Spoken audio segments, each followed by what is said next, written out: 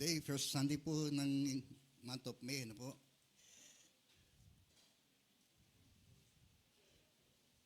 Kaya muli po tayong tumayo at buksan po natin ating dalang Biblia dito po sa Kawikaan, Kabanatang 1, mula po talatang 20 hanggang sa sumusunod. Proverbs chapter 1, verse 20. Akin na pong mamasahe, lampong sundan, ito po ang sinasabi ng salita ng Diyos. Ang paanyaya ng karunungan. Ang karunungan ay malingaw sa mataong lansangan. Tinig niya ay nangingibabaw sa lugar ng pamilihan. Ito ay lumalampas sa mataas na muog at ang ugong niya ay naririnig sa pintuan itong lunsod. Taong mangmang, walang hustong kaalaman, hanggang kailan katatagal sa abang kalagayan, hanggang kailan ka mananatili sa iyong kamangmangan, kailan mo pa isiping maganap ng kaalaman. Verse 23, ang payo ko ay pakinggan ninyo at dinggin ang aking pangaral. Sa inyo ang diwa ko at ang aking kaalaman. Patuloy nga ito sa inyo ay aking panawagan, ngunit hindi nyo pansin, pati mga saway ko. Winalang bahala ninyo aking mga payo. Ayaw ninyong bigyang pansin, paalala ko sa inyo. At dahil dito, kayo'y aking tatawanan kapag kayo napahamak, nasadlak sa kaguluhan. Kapag kayo ay hinampas ng bagyo nitong buhay, diretna ng kahirapan, ipo-ipo ang larawan, kung datnan kayo ng hapis at matinding dalamati, ang araw na iyo'y hindi ko papakikinggan ang inyong panawagan. Hahanapin niyo ako, ngunit hindi ninyo masusumpungan, pagkat itong karunungan ay hindi ninyo pinahalagahan. Kaya Yahweh ay hindi sumunod ng may lakip na paggalan, inyo pa nga tinanggihan itong aking mga payo, itinapong parang dumi itong paalala ko. Kaya nga inyong anihin, bunga ng inyong gawa, at kayo ay usigin ng inyong pagnanasang ubod sama. Katigasan ng ulo ang papatay sa mangmang, sa dusa ay masasadlak sa kawalan ng kaalaman. And verse 33, ngunit ang makinig sa akin, mananahan ng tiwasay, mabubuhay ng payapa, walang katakutan. Okay, pagpalain po ng Diyos ang kanyang mga salita, tayo po'y manalangin muli. Muli aming Ama, nagagalak po kami sapagkat muli po kaming nagkaroon ng pagkakataon, magkasama-sama sa lugar na ito upang sumamba sa iyo, Panginoon. Ang puso po namin, yung pong handa sa aming pakikinig ng iyong pong mga salita, ayan po nito'y mangusap sa amin. Daling kami nito tungo doon sa mas malalim ng diwa ng aming pong pagsamba sa umaga pong ito, Panginoon. Ituwid mo ang mga bagay na dapat ituwid sa aming pong buhay at hayaan mo na magkaroon kami ng isang pusong mapagpakumbabang tanggapin ang anumang iyo pong sasabihin po sa amin. Ito po, minsan pang aming palalangin, kalakip Lord ang aming pasalamat sa ngalan po ni Jesus na aming Panginoon at aming pong tagapagligtas. Amen, amen, amen.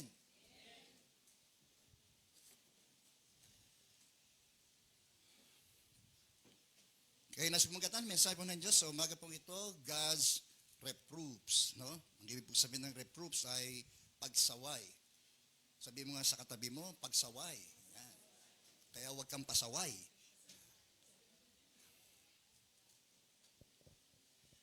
Well, sa ganang ito na ating pong pag-uusapan ay may kinalaman po sa ating uri ng ating pamumuhay dito po sa mundo. No? Bilang Kristiyano, Christianity is a lifestyle po yan. No po?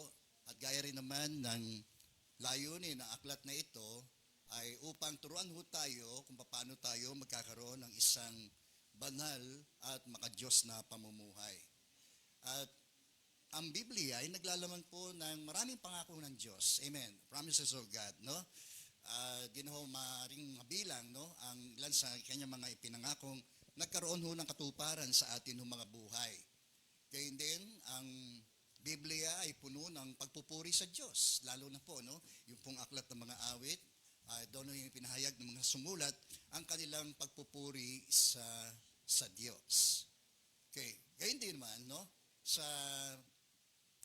isa sa mga mahalagang nilalaman din po ng Biblia ay yung kanyang mga pagtutuwid. Sabihin natin may pagtutuwid. Yan ay isang mahalagang kahulugan po ng salitang reproofs, correction o pagtutuwid at pagsaway ng Diyos. Itong divine reproofs na ito ay napakahalaga po sa atin bilang mga mananampalataya upang sa gayon ay ito ay dinisenyo ng Diyos. Ano po? Para tayo ay mahubog, no, tungo doon sa karakter ni Kristo. Kaya may dalawang paraan. Ang Diyos po ay nagsasaway po sa atin. Ano po? Unang paraan po ng Diyos ng kanyang pagsaway sa atin, correct na, tuwid ho tayo, ay sa pamamagitan ng direktang pamamaraan, sa pamamagitan ho ng kanyang mga salita. Sabi rito sa Kawikaan, chapter 6, verse 23, pagkat ang utos mo ay ilaw, at ang turo mo ay tanglaw, at daan ng buhay itong mga saway. So mismo ang salita ng Diyos ay nagtuturo sa atin ng mahalagang bagay upang tayo'y sabatain, no? Doon sa mga bagay na maari po nating nagagawang hindi ho nakalulugod sa Diyos. Okay? Sabi nga, ang Biblia ay parang salamin. Ano po? Nakikita nito natin kung ano po yung ating mga depekto. Ano po? Kung ano po yung hindi ho ayos at tama sa ating mga buhay at pamumuhay. So, ayan, sa mga halagang paraan ho ng Diyos na tayo po ay kanyang pangusapan, sawayin, okay, correct, ay sa magitan ng kanyang mga salita. Purihin po ang Panginoon. Amen. Ganyan din ang sinabi ni Paul kay Timothy dito po sa 2 Timothy chapter 3 verse 16 to 17. Isa na yun sa mga pangunahing layon po ng Biblia ay hindi lang ho ituro sa atin yung daan ng atin daw pong ikaliligtas sa magitan ng Kristo Jesus, no? Kundi ang lahat daw po ng kasulatan, sabi rito, ay kinasihan ng Diyos. Purihin po ang Panginoon. Amen. So may divine inspiration po ang Biblia, kaya ito'y magiging kapaki-pakinabang. Saan? Sa pagtuturo daw po ng katotohanan. O so paano natin mapabubulaanan yung mga kasinungalingan? Basahin natin yung katotohanan. Pahalagahan natin ang katotohanan. Sabi nga ni Jesus, italaga mo sila sa katotohanan sapagkat ang salita mo ay katotohanan. Amen. So saan pa? Sabi rito sa pagsaway sa kamalian. Okay. Tayo po'y malimit magkamali. Amen po ba? No, dahil lang nga rin sa ating sinful and self-centered nature natin. Ano po? Mamaya, discussin natin yon. Okay? At sa pagtutuwid ng likong gawain. Yan sa mga maraming dahilan kung bakit ayaw ng tao na lumapit sa Diyos, no? Dahil sa kanyang kaisipan na maraming bawal sa atin. Ano po? Ayoko sa inyo, daming bawal. Di ba? Minsan ganyan ho ang mga perception ng tao sa ganang ating mga mananampalataya at sa buhay pananampalataya. Ano pa? Sabi dito, at sa pagsasanay para sa matuwid na pamumuhay. Ang Biblia ay nagbabago ho ng buhay. Amen. At patunay ho yan sa buhay natin, bawat isa ho sa ating mga naririto, na tunay ngang may mga pagbabagong maaaring magawa ho ng tao, maaari siyang mareforma, pero may mga pagbabagong hindi ho kayang gawin ng tao. Na tanging Diyos lamang po ang pwedeng gumawa ho nun. Naniniwala ho ba tayo ron? Amen. Kaya upang sa gayon, no, ang purpose nito ay upang ang lingkod ng Diyos ay maging ganap at handa sa lahat ng mabubuting mga gawain. Purihin po ang Panginoon. So yan sa mahalagang purpose ng Biblia sa atin, especially doon sa ating discussion ngayon, ay yung pagsaway sa atin ng mga kamalian. So isa sa mga direktang pamaraan, ginagawa ho ng Diyos, at sa kabidang mukha naman ay yung pong indirect way of God's reproof, no? At ito naman ay maayag doon sa pamagitan ng ating buhay karanasan, sa mga sirkumstansya natin sa buhay, especially pagka may mga dumarating na mga bagyo ng buhay. Amen. So, may mga bagay na kung saan ang mga ito ay ginagamit po ng Diyos upang tayo'y kanyang pangusapan. At maaaring ginagamit din ito ng Diyos upang tayo po ay ituwid, no, sa atin mga maaaring mga pagkakamaling nagawa. Tulad na nangyari po kay Jonah, no? Yung experience ito pong si Jonah ay inutusan ho siya ng Diyos na pumunta doon sa Nineveh. Ano po? Isa sa mga mortal na kaaway ho ng Israel noong mga panahon pong yon. At marahil ito isa sa mga dahilan kung bakit ayaw pumunta ni Jonah, kahit na nga po ba ito'y mahigpit na inutos ng Diyos na pumunta siya roon at pangaralan niya, no, ito pong mga tao po roon sapagkat suko sa langit, no, yung pong kanilang pong mga kasamaan doon. Dahil ganyan, ang Diyos ay mahabagin, pero marahil ayaw ni Jonah na pairalin yung habag ng Diyos para sa mga tao pong yon. So ganyan pa man, nangyari po sa halip na siya po ay sumunod, ay siya po ay sumuway sa lungat na direksyon, siya po ay tumungo patungong Tarsis, no?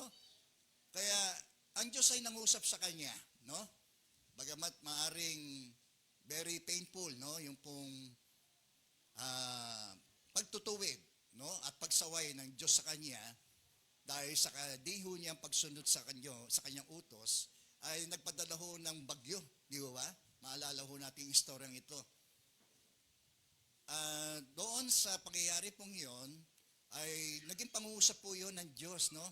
Higit doon sa hindi lamang kay Jonah, kundi gayon din doon sa mga kapitan at mga tripulanting kanyang nakasama doon sa kanyang paglalakbay na yon. At dumating yung pagkakataon na ginising nila si Jonah, no? Nung sa kasalukuyang yon ay sila ay binabayo ng malakas na bagyo, nagawa pa niya matulog. Kaya siya po ay ginising, tinimok na manalangin sa Diyos na kanyang sinasamba dahil nanganganib yung kanilang buhay at yung barkong kanilang sinasakyan ay may panganib na lumubog. Amen po ba ron? Diyan po kayo? Yan, nawa hindi kayo makatulog sa ating kwento. Kaya meron din huminsahe ito sa atin. At nung mapagtanto nila na si Jonah ang dahilan ay ang ginawa ng mga tripulante at ng kapitan, itinapon. Bago po nila tinapon sa dagat si Jonah, ay nanalangin muna sila sa Diyos, no? Na i-spare sila doon sa judgment o ano man maaring gawin ho nila kay Jonah. Okay? At yun naman ay ginrat ho ng Diyos, no? Na matapos po nilang itapon si Jonah sa dagat, ay humupa ho yung bagyo. Amen. Amen. So ang mga sirkumstansya, buhay karanasan natin, especially yung mga bagyo ng buhay, ay maaaring maging pangungusap ng Diyos sa atin upang tayo po ay sawayin, no? Pangusapan na sumunod tayo sa kanyang mga utos. Amen. Okay. Yan, no? Kasi, kaya huwag tayong pasaway. Okay? Yung sinasabi ng Diyos sa atin, directly o indirectly, ay maging sensitibo tayo sa mga paraan ng Diyos na ito para tayo'y kanyang pangusapan. Amen po ba ron? Okay? Minsan naman, sa pamagitan po ng ibang tao, maaari siyang mangusap sa ating magulang, maaari siyang mangusap sa ating pastor, maaari siyang mangusap sa atin sa pamagitan ng mga kaibigan natin, ang ating teacher, no? O ating mga kasamaan sa trabaho. So saan man, mga tao na ituturing natin na maaring gamitin ho ng Diyos indirectly na tayo po'y kanyang pangusapan at ituwid sa ating maaring mga nagagawa hong mga pagkakamali. Take for example, ito pong case ni Saul. Dito po sa 1 Samuel chapter 15 verse 16 to 19. Inutusan din ho ng Diyos si Saul na puksain ito pong malisitang ito, no? Sapagkat nung sila ang mga Israelito po sa kasaysayan ay pabagtas patungo roon sa lupang pangako, ginambala ho sila nitong ang mga Amalekites na ito. At doon sa pagkakataong yun, anumpa ang Diyos na darating ang sandali, pupuksain niya ang mga lahi na ito ng mga Amalekites, no? Kaya dumating na yung panahon, nung si Saul ho ang hari, ito na yung pagkakataon, panahon na itinakda po ng Diyos para lubusang mapuksa itong mga Amalekites na ito. Okay? Na noon pa, noon nagbibigay ng sakit ng ulo sa mga Israelita. Pero sabi ng Diyos sa kanya, maliwanag pa sa sikat ng araw, napuksain mo ang Amalek, naging ang kanilang pong pinuno na si Haring Agag, na huwag nilang ding pag-iimbutan ang anumang kanilang masasamsam sa lugar na yon. Lalo na yung mga bagay na inihandog nila sa mga Diyos-Diyosan. So wala rin silang titirang buhay mula po sa pinakahari, pinakamatanda hanggang sa mga pasusuhin. No, lahat ay papaslangin maging ang mga hayop. Pero dumating yung pagkakataon, spare nitong si Saul, yung magagandang mga hayop tinira nila. Okay? dito dumating yung pagkakataon, siya po ay kinompronta nito pong propeta, Samuel. Sabi nga po sa inyo, indirectly, maaaring mangusap ang Diyos sa atin, ituwid tayo sa ating maaaring nagagawang mga pagkakamali o kasalanan sa pagitan ng ibang tao. Okay po? Kaya sabi rito, nang siya po ay komprontahin ni Samuel, sabi, tumigil ka. Sinabi ni Samuel, tumigil ka, pakinggan mo ang sinasabi sa akin ni Yahweh kagabi. Ano yon? Tanong ni Saul. Sinabi ni Samuel, noong una, napakaliit pa ng tingin mo sa iyong sarili. Ibig sabihin, meron siyang ganung humble heart, no? Saga ng kanya. Nung hindi pa siya nag-a-assume ng pagiging hari. Ngayon, ikaw ay namumuno na sa Israel. Sapagkat siya po ang kauna-unahang naging hari po ng Israel. Sapagkat pinili ka ni Yahweh. So, yung binibigyan diin, no? Na ang pag-assume mo ng leadership sa Israel, hindi saganang sa iyong dahil sikat ka, magaling ka, mahusay ka, kundi ikaw ay pinili ng Diyos. Amen. Amen po ba? Yan. Tayo mga lingkod niya, no? Huwag natin akalain, dinala tayo ng Diyos sa ating mga lugar nang dahil sa ating galing, husay, edukasyon, dami nating kaalaman, ay hindi ho doon. Dahil tayo po ay pinili ng Diyos. Amen po ba? At inilagay ho tayo ng Diyos sa lugar na yon para sa kanyang kalwalatian. Amen? Okay? Sapagkat pinili ka ni Yahweh at binuhusan ng langis upang maging hari. Verse 18, inutusan kanyang lusubin ang masamang bayan ng Amalek at maigpit na ipinagbiling puksain ang mga ito. Bakit mo, tingnan niyo po bakit mo sinuway ang utos ni Yahweh? Bakit mo pinag-imbutan ang mga ito? Kasi in-spare niya unang-una, yung pinuno ng mga Amalekite, ito pong si Haring Agag, no? At yung mga magandang mga hayop, no, na kanya pang ikinatwiran, nung tinanong ni Samuel, bakit naririnig akong mga iyakan ng mga hayop? Sabi niya, no? Nangatwiran ho siya. Sabi niya, tinira namin para ibigay namin handog para kay Yahweh. Okay? Yun po ang kanyang kinatwiran. Bakit mo pinag-imbutan ang mga ito? Hindi mo ba alam na ang ginawa mo ay malaking kasalanan kay Yahweh? Okay. So, isang dahilan at ang naging halaga ng kanyang pagsuway nito ay yung inaliso siya ng Diyos sa kanyang pagiging hari. Amen.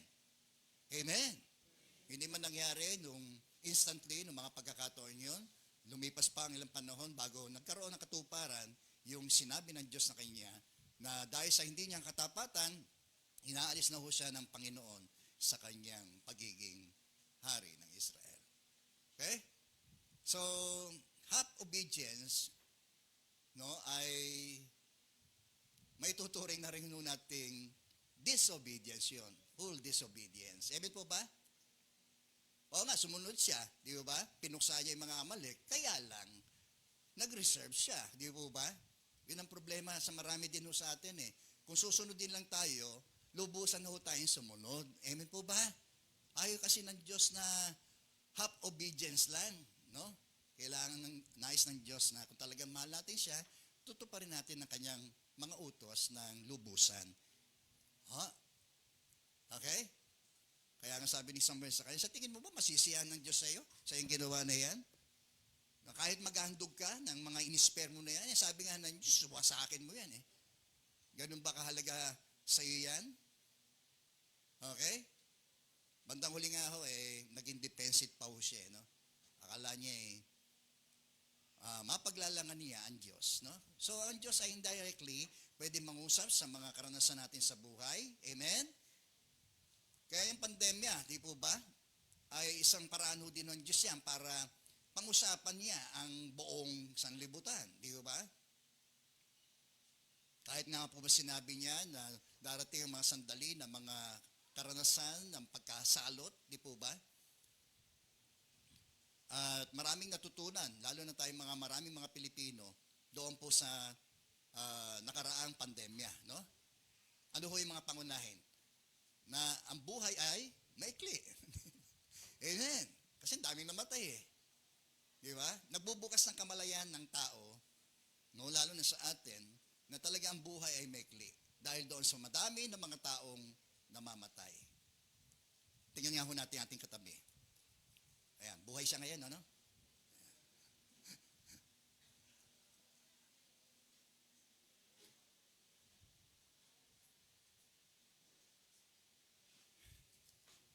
So, sabi rin ni Paul sa mga taga-Ephesians, ang pag-iimbot ay isang uri din ng pagsamba sa Diyos-Diyosan. Ano mang uri ng pag-iimbot ay may tuturing na rin isang uri ng pagsamba sa Diyos-Diyosan. Okay? Amen. So, anong nangyari? Tuloy natin. O bakit nga po ba yung mga pagsaway ng Diyos sa atin ay tinatanggihan natin? Maring madalas o sadyang minsan, okay? O talagang sinasadya natin. Katulad dito, no? The four attitudes towards reproof, no? Yung apat na mga saloobin ng mga taong itinutuwid. Ano po? Una, yung willful refusal, no? Yung talagang deliberately na talagang tinatanggihan mo yung pagtutuwid ng Diyos sa iyo. Kaya sabi rito sa Kawikaan chapter 1 verse 24, patuloy nga itong panawagan ko sa inyo, ngunit hindi nyo pansin pati mga saway ko. Okay? Na kahit na ang Diyos ay mangusap directly sa kanyang mga salita, ito ay hindi pinapansin, no? Papasok dito, lalabas doon. Di po ba? Ganyan din eh. Pagka ang puso ng tao ay matigas, di po ba? Ay hindi niya tatanggapin ang anumang uri ng pagtutuwid o pagsaway ng Diyos sa Kanya. Okay? Amen. Kaya ngayon direct at indirect, yan ay dinisenyo ng Diyos para mahubog ang ating karakter. Di ba? Sa magitan niyan ay natututo tayo maging teachable. Amen po ba? Yung mga pagsaway ng Diyos sa atin na yan, ay natututo tayong maging teachable. Di ba? To be humble, di po ba? Natanggapin natin, kung tayo nagkamali, dalhin tayo tungo roon sa pagsisisi ng ating mga kasalanan. Ano pa ang dinudulot itong mga direct at indirect na pagsaway ng Diyos sa atin? Ay dami eh. No? Bibigay ito sa atin ng alertness, no? Yung alerto natin doon sa mga bagay na nais po niya. Yung sensitivity, dinidevelop din ng Diyos sa atin yan, na maging sensitibo tayo sa tinig ng Diyos. Di ba? Kaya tayo sa pagsamba natin, no, napakahalaga ng paghahanda ng ating buong pagkatao bago tayo sumamba sa Diyos. No? Ang ating pangkaisipan, ang ating damdamin, saloobin, at gayon din ang ating mga puso higit sa lahat. Kasi yun ang ninais ng Diyos na tinitingnan niya sa atin. No? Tayo man ay naglilingkod sa iba't ibang mga ministries na ito, masigit na tinitingnan ng Diyos yung puso na humbly serving, no, and worshiping the Lord. Okay? Amen. Okay? And because of our sinful and self-centered attitude, kaya hindi natin deliberately ay talagang sinusuway ng mga taong ito ang sinasabi ng Diyos.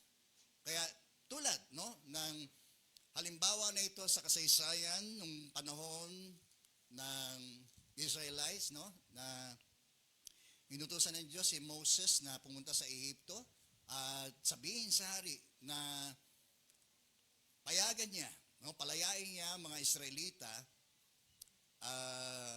sa kanilang pagkakaalipin at payagan mo siyang umalis, no? At nangusap ang Diyos sa pamamagitan ng Diyos, ni Moses. Kaya sabi rito, payagan mo siyang umalis para sumamba sa akin. Kapag hindi mo pinayagan, papatayin ko ang iyong panganay. So mapanganib no na itong ano na to na babala ng Diyos no. At sa pamamagitan ni Moses ay ito ang kanyang sinabi sa paraon na gawin. Okay? Sa makailang talata pa, sabi roon sa Exodus chapter 7 verse 14, inulit ng Diyos kay Moses no. Na sinabi ni Yahweh kay Moses, nagmamatigas ang paraon, ayaw pa rin niyang paalisin ang mga Israelita. And then doon sa Exodus chapter 10 verse 3, pumunta sa paraon si Moses, ano po? At Aaron at sinabi, ito ang ipinasasabi ni Yahweh, hanggang kailan ka ba magmamatigas? Okay, dumaan na nga po yung ilang mga salot no, na pinadala ng Diyos doon. Isang maaring paraan ng Diyos ng kanyang pag-aatas no, para sa paraon na payagan ng lumaya ang mga Israelita. Pero hindi pa rin niya ginawa.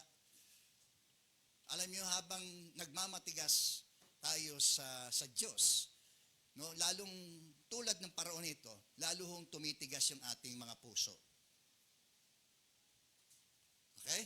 So, wag natin deliberately na sawayin kung ano yung sinasabi ng Diyos sa atin. Amen po ba? Nandiyan po tayo. Kaya pumunta sa paraon si Moses sa Aaron, sinasabi ni Yahweh, hanggang kailan ka ba magmamatigas? Payagan mo nang umalis ang mga Israelita upang sumamba sa akin. So, willful refusal, no? Wag na dumating sa atin yung ganong pagkakataon, lalo na ang salita ng Diyos ay dapat to nating igalang, no? Masakit man, totoo naman yan eh. Sinasabi sa Hebrews, habang tayo tinutuwid, di tayo natutuwa. Amen po ba? Kahit ang ating mga anak, tayo mga magulang, pagka pinagsasabihan natin, kapag sila ay mga pasaway na, ano po, pinagsasabihan natin sa pamagitan ng pagsasalita lamang. Minsan, dumahantong pa tayo na kung kailangan pa silang paluin, papaluin natin sila. I-deprive kung ano man yung mga bagay na dapat nating i-deprive sa kanila. Di ba? So, yun ang mga bagay na paraan natin mga magulang para disiplinahin, sawayin ang ating pong mga anak. Okay? Amen. At sa kanilang part naman, hindi sila natutuwa. Di po ba? Gaya ng tao Pag itinutuwid mo, minsan galit pa eh. Mamaya, kanayin natin yan.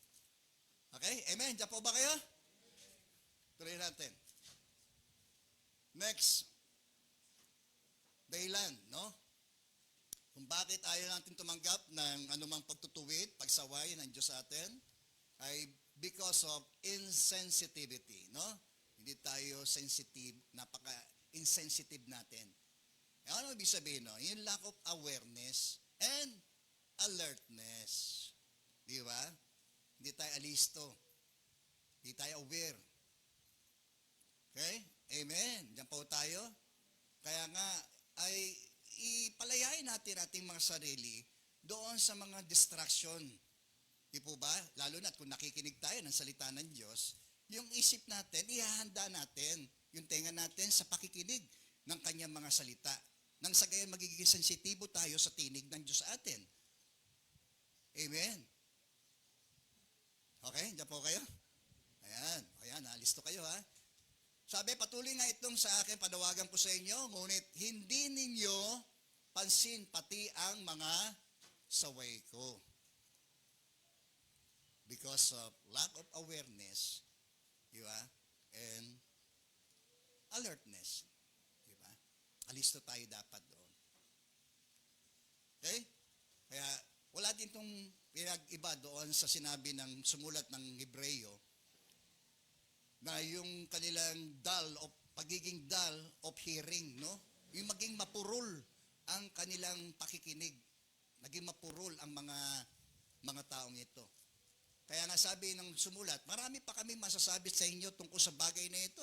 Ngunit mahirap ipaliwanag sa inyo sapagkat napakabagal ng inyong unawa. Okay? Diyan pa ba tayo?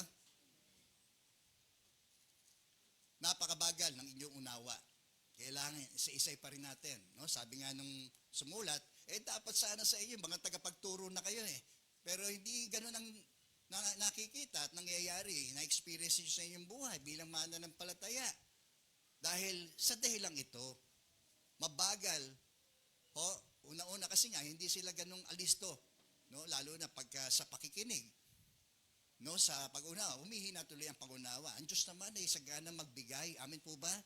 Kaya nga, sinasabi kung kulang ang karunungan ng sino man, humingi isa sa Diyos. At ang Diyos ay sagana magkaloob. Amen po ba?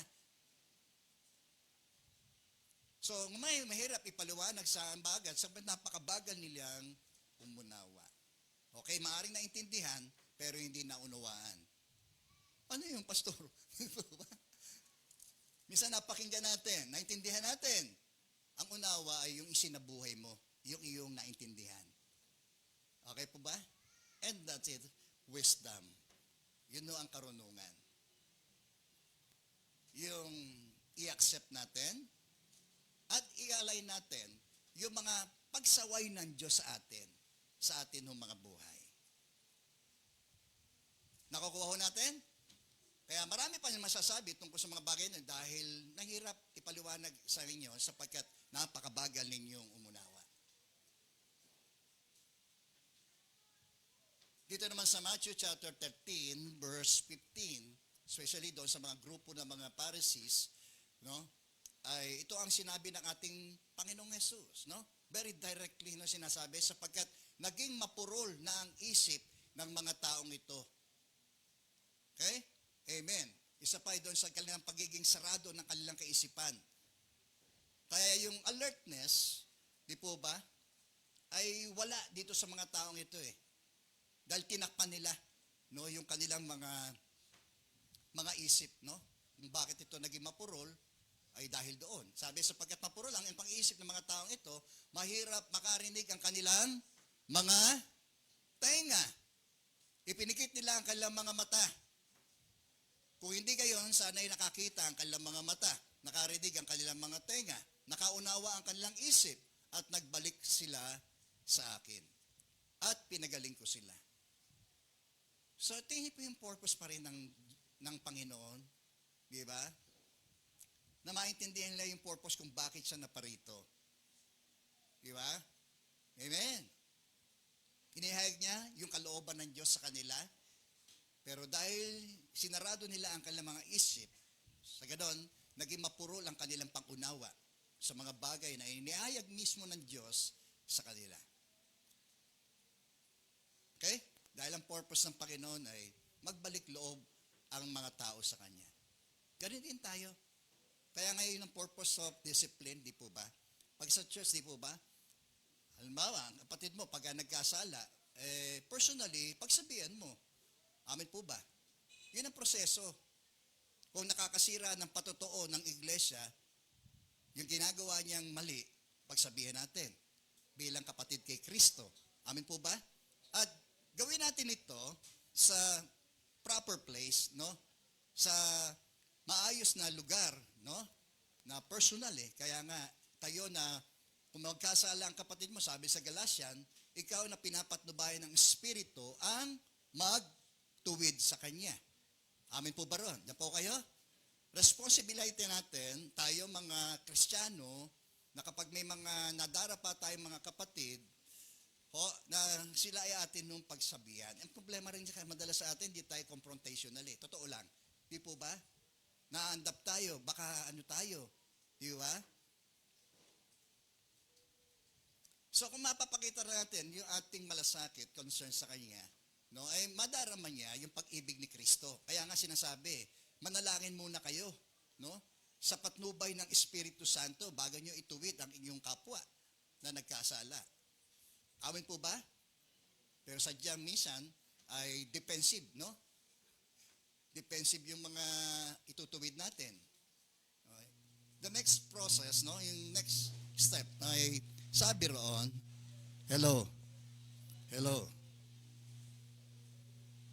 Ang next step ay yung magsama tayo ng dalawang o ito man saksi na magpapatunay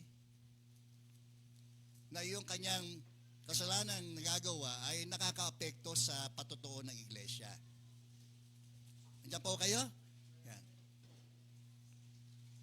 Nang sa gayon ay hindi niya, ano yun eh, dahil may magpapatotoo na hindi lang ikaw ang nagsasabi sa kanya na, hello, party line.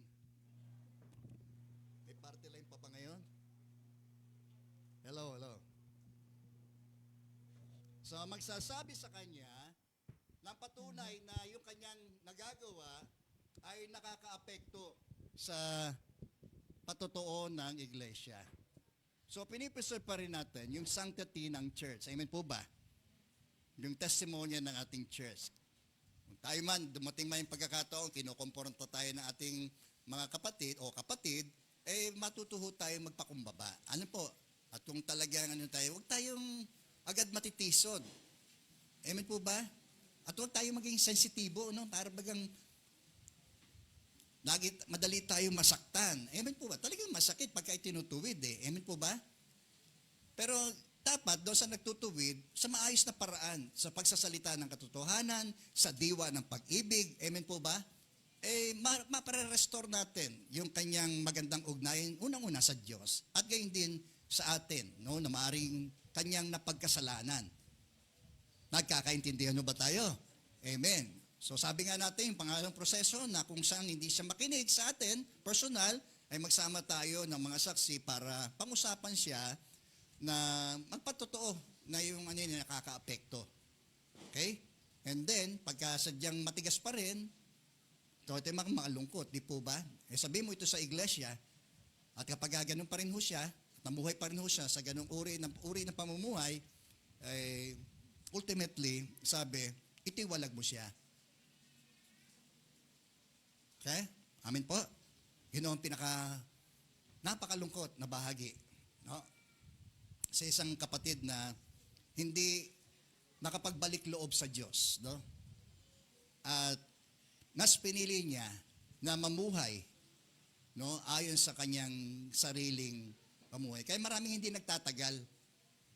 Amin po ba? Andiyan po tayo? Kapag may mga issues tayo sa buhay, kapag nakakarinig tayo ng salita ng Diyos na nagtutuwid sa atin, lalo na yung mga maling relasyon, di ba?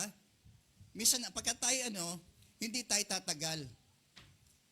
No, kung tayo nabubuhay sa ibang bagay ng uri sang kasalanan, ay kahit saan tayo pumuntang iglesia, mangungusap pa rin ang Diyos doon. Amen po ba? Sapagkat ang pangangaral natin ay binabalansiyo natin. Hindi lamang blessing ang ating pinangangaral. Amen po ba? Kundi yung paraan kung paano rin tayo dapat mamuhay ayon sa kalooban ng Diyos. At kapag nasasaling ang atin ng mga ginagawang mali, depende na ho yan sa ating attitude. Kaya kung insensitive tayo, ay, naku po, sigurado, hindi ho tayo tatagal. Amen po ba? Si Jesus nga, di ba? 12 na lang ho yung bandang huli natira ho sa kanya. The rest, di po ba? Meron ding ilan. Kaya rin sa dinami-dami ng mga sumunod sa kanya, ay nasala na rin ho yan. Amen po ba? Amen! O, dahil ng mga taong ito, winalang bahala nila ang aking mga payo, ayaw nilang bigyang pansin yung paalala sa inyo. Indifferent attitude. Okay? Ipinapahamak ng sarili, sabi sa Kawikaan, chapter 15, verse 32, ang ayaw makinig sa pangaral. Ngunit ang nagpapahalaga sa paalala ay nagdaragdag ng kaalaman. Okay? Basahin natin sabay-sabay, ha? Sige. Ipinapahamak ang sarili ng ayaw makinig sa pangaral. Ngunit ang nagpapahalaga sa paalala ay nagdaragdag ng kaalaman. Amen! Tingin nyo nga ho yan? Nais ng Diyos na magkaroon tayo ng isang mapayapa at ganap na pamumuhay. Di ba? At yan naman kanyang purpose, di ba? Naparito siya upang bigyan tayo ng buhay, isang buhay na ganap at kasiyasiya. Purihin po ang Panginoon. Glory be to God. Next, sige po. Pang-apat, defensiveness, no? Isa sa mga attitude din, no, ng mga taong ayaw na itinutuwid, mga taong pasaway. Amin po ba? Kawikaan chapter 1 verse 25, winalabahala ninyo ang aking mga payo, ayaw ninyong bigyang pansin, paalala ko sa inyo. Okay?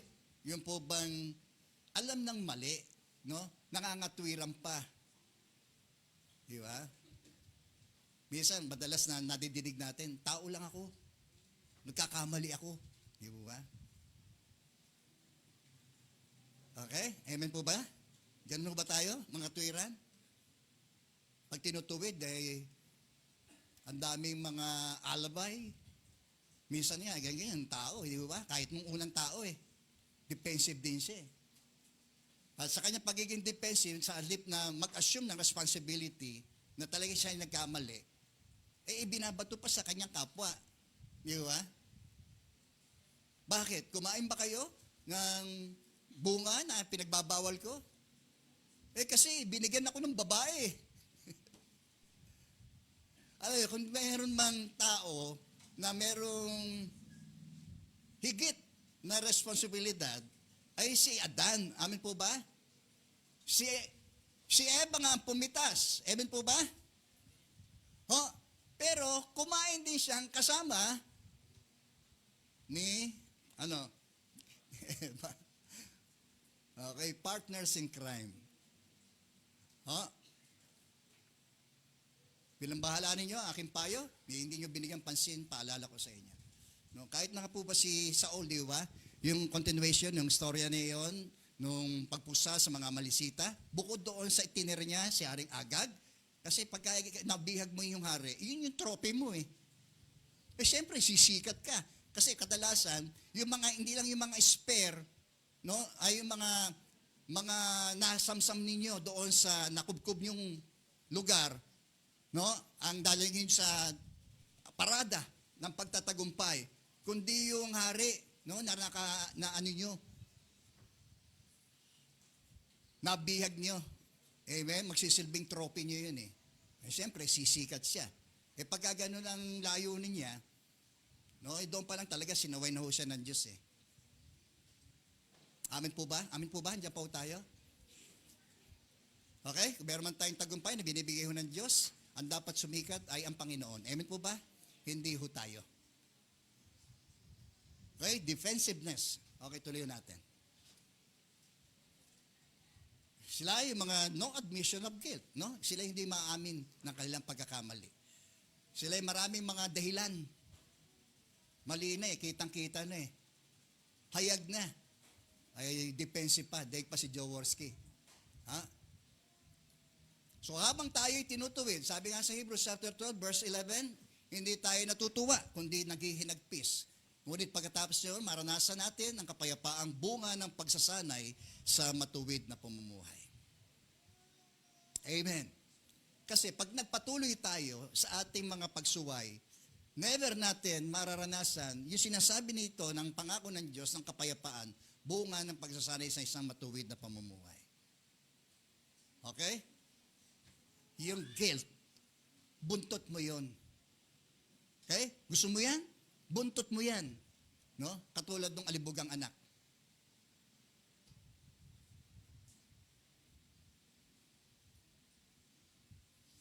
Kaya nga, salamat sapagkat dumating yung kamalayan niya, no? Yung sense of responsibility na sinabi niya, nagkasala ako sa Diyos at sa aking Ama, hindi na ako karapat-dapat na tawaging anak. Babalik ako sa Kanya. Yun ang napakaganda. Minsan kailangan tayong malugmok pa para dalin tayo sa pagpapakumbaba Di ba? Pero may sadyang matigas ang puso. Nang naroon na siya sa ganong klase ng kasadlakan, ay hindi pa rin niya inaamin yung kanyang mga pagkakamali. And that's pride. No? Dami niya natin. Daming taong ganyan. Minsan Kristiyano rin, ganyan. Di matanggap. Gano'n mapagtutuwid ng Diyos sa ginagawa ho ng Diyos sa Kanya. Okay? Amen. Diyan po ba tayo? Ang sakit naman, Pastor. Talagang masakit. Ano ba? Ano tituwid tayo? Hindi tayo matutuwa Okay, tuloy natin. Anong lesson makikita natin dito? Sabi ng Galatians chapter 6, verse 7 to 10, we will sow what we reap, no? Aanihin natin kung ano ang ating itinanim. Kaya nga sabi rin dito sa Kawikan, di ba, nabasa natin, gaya hindi nyo pinahalaga na itong aking mga saway. Di ba? Yun yung sinasabi nila. Aanihin nila yung kanilang mga itinanim. Kaya huwag tayo natin nilangin ang iyong sarili. Sabi, personal, ano po, ang inyong mga sarili, hindi maaaring tuyain ang Diyos. Kung ano ang itinanim ng tao, yun din ang kanyang aanihin. Sumunod, sige po, sabi riyan, ang nagtatanim para sa sarili niyang laman ay aani ng pagkabulok mula sa laman. Ngunit ang nagtatanim para sa Espiritu ay mag-aani ng buhay na walang hanggan. Purihin po ang Panginoon. Amen. Saan tayo sa dalawang ito? Nawa ay naroon tayo, no, sa pagtatanim, sabi. Huwag tayo magsawa na gumawa ng mabuti. Di po ba? Alam natin, sa takdang panahon, ay we will reap, di po ba? Yung mga bagay na itinanim natin ng mga mabuti. Mabuti ang bunga ng puno sapagkat mabuti yung binhi. Amen. Amen. Next lesson, kaya wag tayong mapagod sa paggawa ng mabuti. So verse 9, sapagkat pagdating ng takdang panahon, tayo ay aani kung hindi tayo susuko. Okay? Hanapay, yung karakter, nilalayo ng Diyos sa atin, mahubog, to be Christ-like, to be Christ-minded, no? Ay mapa sa atin, ma-experience natin yun. Yan. Kaya nga, basta pagkakataon na gumawa tayo ng mabuti sa lahat ng tao, lalo na sa mga kapatid natin sa pananampalataya. Next lesson. The cause can be extremely painful. Ano po? Ang halaga ay maaring masigdi ang sakit, no? Na dulot ng atin mga pagsaway. Sabi rito, ang lahat ng mga nangyaring yon, no? Yung experience ng mga Israelites na sa halip na lupang pangako ang kanilang patunguhan, nung sagana sa lahat ng bagay, pagpapala ang kanilang tamuhin, ay trahedya ang kanilang kinasapitan. Bakit? Sabi, ang mga pangyayaring iyon ay nagsisilbing babala sa atin. Tayo na inabutan nitong huling panahon na ito, na yung nangyari sa kasaysayan, yung mga masamang naging bunga ng kanilang pagsuway sa Diyos at sa kanyang mga kautusan, ay hindi mangyari sa atin. Amin po ba ron? Para turuan tayo maging masunurin sa Kanya. Kaya lahat ng mangyayari ito ay babala sa atin upang wag tayong doon nagsimula yun maghangad ng masamang mga bagay, gaya ng ginawa nila. Doon nagsimula yun yung paghahangad ng masamang bagay. Kaya marami sa kanila, nangangarap na bumalik doon Di ba? Mas masarap sa Ehipto, kahit alipin kami, nakakakain naman kami ng masarap doon. Sibuyas, pipino, di po ba? Dito wala kayong makakain kundi maano Okay? Ganun ba tayo maging mapagreklamo? Kaya sabi roon, nagsimula ito sa masamang mga bagay gaya ng ginawa nila. Ano yun? Tuloy natin. Okay? Huwag kayong, amen, sasamba sa Diyos-Diyosan gaya ng ginawa ng ilan sa kanila. Ayon sa nasusulat, anong ginawa nila? Umupo ang mga tao upang makainom, magkainan at mag-inuman at tumayo upang magsayaw. Kaya sila po'y nilamon ng lupa. Ano po? Sa kasaysayan, huwag tayo rin makikiapid gaya ng ginawa ng ilan sa kanila. Kaya 23,000 tao ang namatay sa loob lamang ng isang araw. Minsan, yung directly, minsan, ay agad-agad, no? Ay naanin ng tao ang bunga ng kanyang kasalanan. Andiyan po ba tayo? Kaya simple, nung unang iglesia, di po ba, kung maalala natin, si Ananias at si Sapphira, no, pinag-imbutan nila yung dapat ay nararapat para sa Diyos, pero pinag-imbutan nila yung bagay na yon. So ano nangyari sa kanila? Tapos sila patay na bumagsak. Amen po ba? Nauna nga si Ananias, pagkatapos po ay yung kanyang asawa. Andiyan po kayo? Amen. So doon, bakit pinapakita ng Diyos yun? Na ang Diyos ay seryoso. Amen po ba? Huwag natin siyang paglalangan, no? Hindi natin mapaglalangan ng Diyos. Kahit sinasabi natin itong mga bagay na ito, kahit sinasabi pa natin ng kanyang pangalan sa harapan ng mga tao, hindi maitatago ang laman ng puso natin at ginagawa ho natin sa harapan ng Diyos. At sa kanya ho tayo magsusulit. Okay? 3,000 tao namatay sa loob lamang ng isang araw. Okay, wag nating susubukin si Kristo gaya ng ginawa ng ilan sa kanila. Kasi sinisipan nila ang Diyos eh. Di ba? Kung bakit sila dinala doon eh.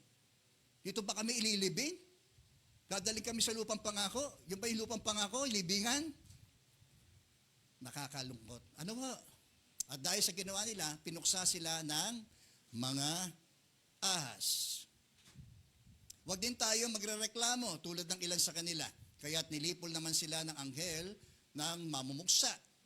Nangyari yon sa kanila bilang babala sa iba at isinulat upang tayo namang nabubuhay ngayon sa huling araw ay maturuan. Huwag natin susubukin ang Panginoon Diyos. Gagamitin natin ang kanyang pangalan para patotohanan ang kasinungalingang meron ho tayo.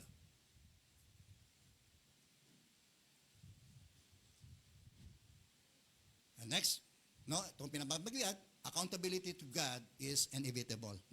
Hindi natin matatakasan ang pananagutan natin sa Diyos.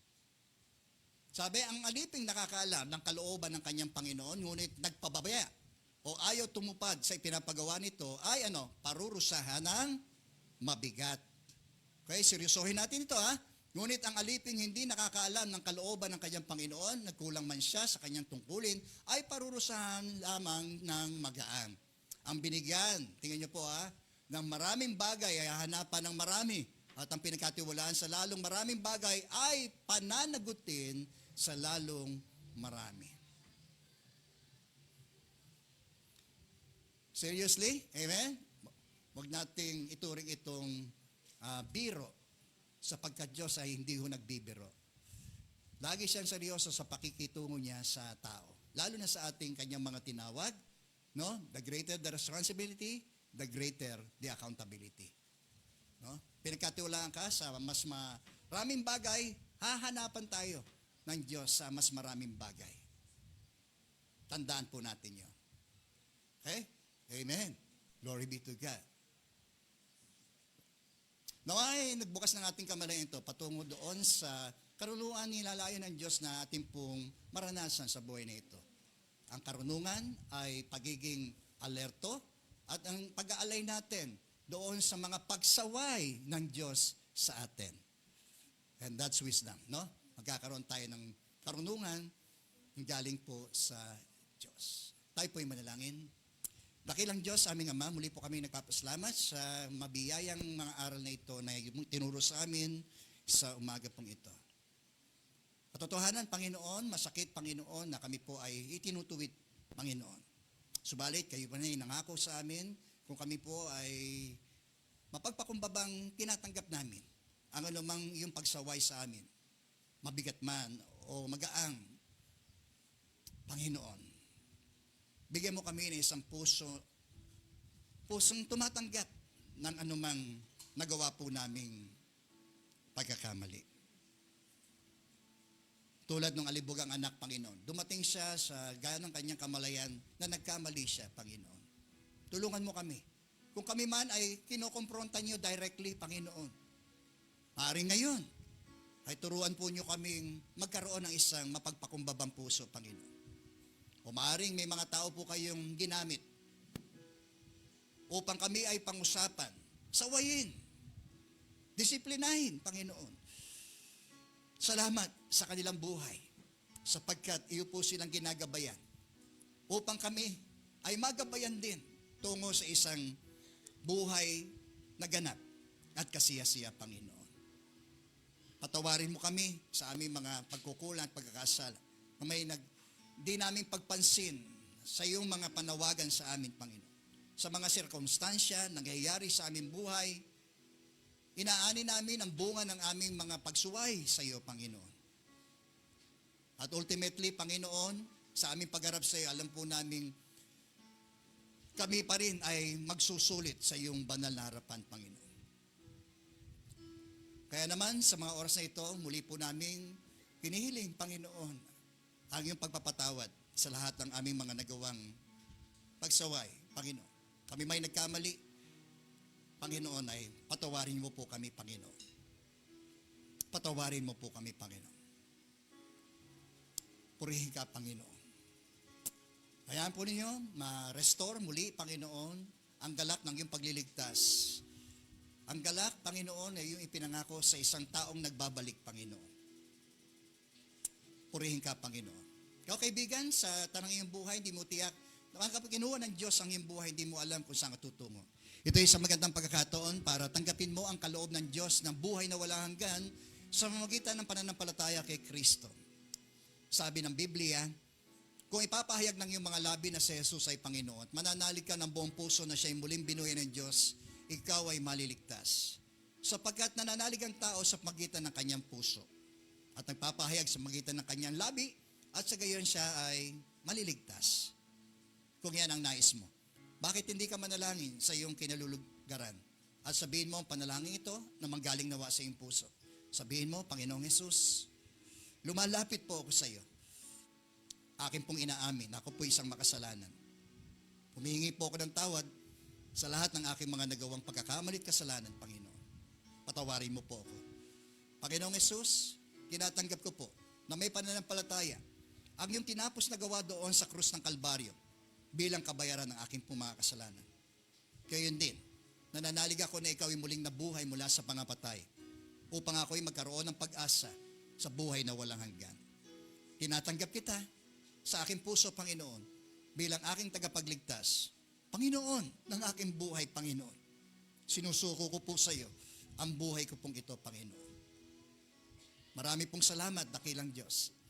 Ito po ang aking panalangin sa pangalan ni Jesus. Amen. Panginoon, pagpalain po niyo ang the rest ng aming pong gawain ito at pinabalik po namin sa iyo ang lahat ng papurit po salamat sa ngalan po ni Jesus na aming Panginoon at aming pong tagapagligtas. Amen. Amen. Glory be to God.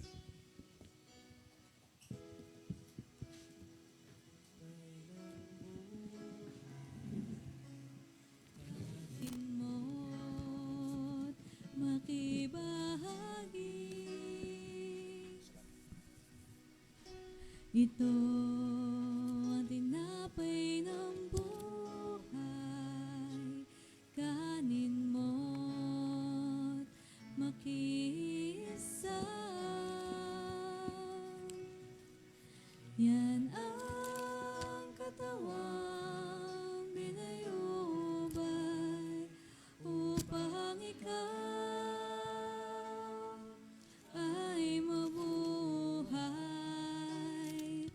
Yan ang katawang naghirap upang iyong kamtan ang buhay na walang hanggan.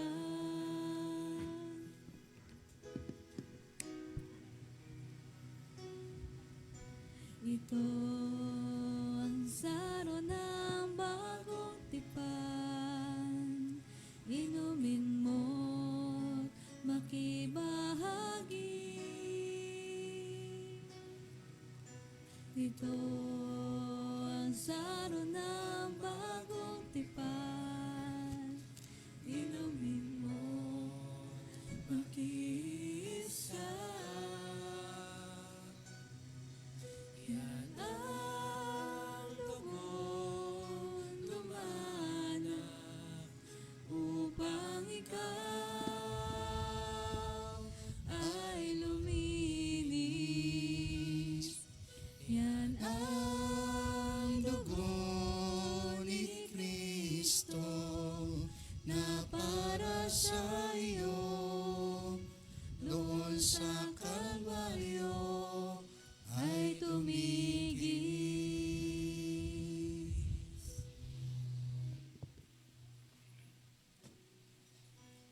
Ito ang tinapay ng buhay.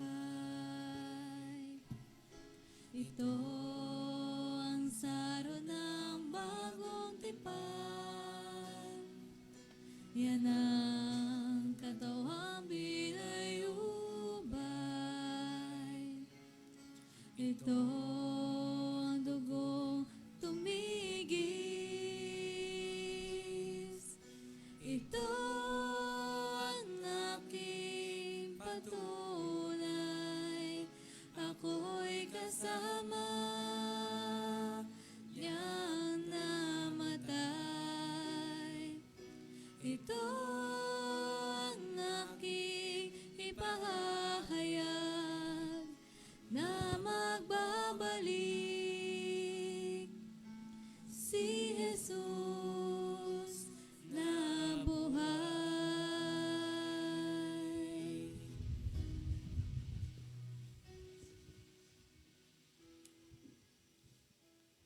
Okay, nais ko muli basahin ito pong sinasabi ng Diyos ukol sa banal na hapunan.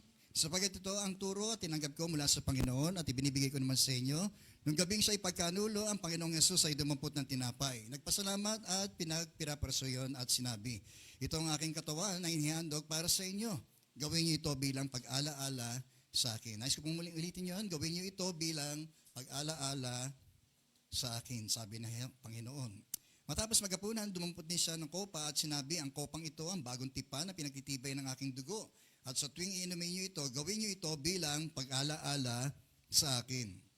Sapagkat tuwing kakain kayo ng tinapay na ito at iinom sa kopang ito, ay pinapahayag ninyo ang kamatayan ng Panginoon hanggang sa kanyang muling pagparito. Kaya ito ay isang paghahayag ng ating pananampalataya sa Diyos. Hindi naman tayo saksi sa kanyang kamatayan at muling pagkabuhay, pero nanalig tayo.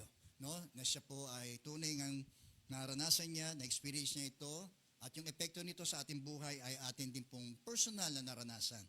Kaya ang sino man kumakain ng tinapay at umiinom sa kopa ng Panginoon sa parang hindi nararapat ay nagkakasala sa katawan at dugo ng Panginoon. Kaya dapat siya sa atin ng tao ang kanyang sarili bago kumain ng tinapay at uminom sa kopa. Sapagkat ang sino man kumakain at umiinom ng hindi kinakilala ang kahalagahan ng katawan ng Panginoon ay kumakain at umiinom ng kahatulan laban sa kanyang sarili. Yan ang dahilan kung bakit may hina at sakitin ng marami sa inyo at may ilangang mga nangamatay na. Kaya tayo pang lahat ay tumayo. Bigyan galang ho natin itong bahaging ito. Tayo po'y manalangin. Ama, nagpapasalamat po kami at muli po kami makikibahagi sa pagsasalong-salong ito, Panginoon, bilang katawan ni Kristo. At naniniwala kami darating ang sandali, Panginoon, ay ikayo mismo personal namin pong makakasalo sa bagay pong ito.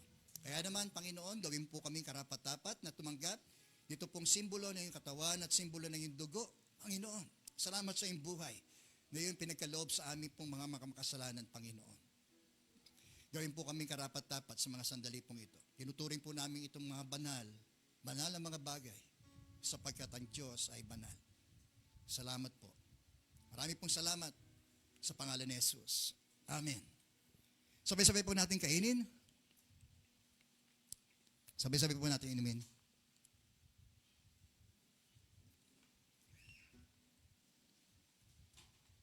Okay, tayo po'y makakapulan muli.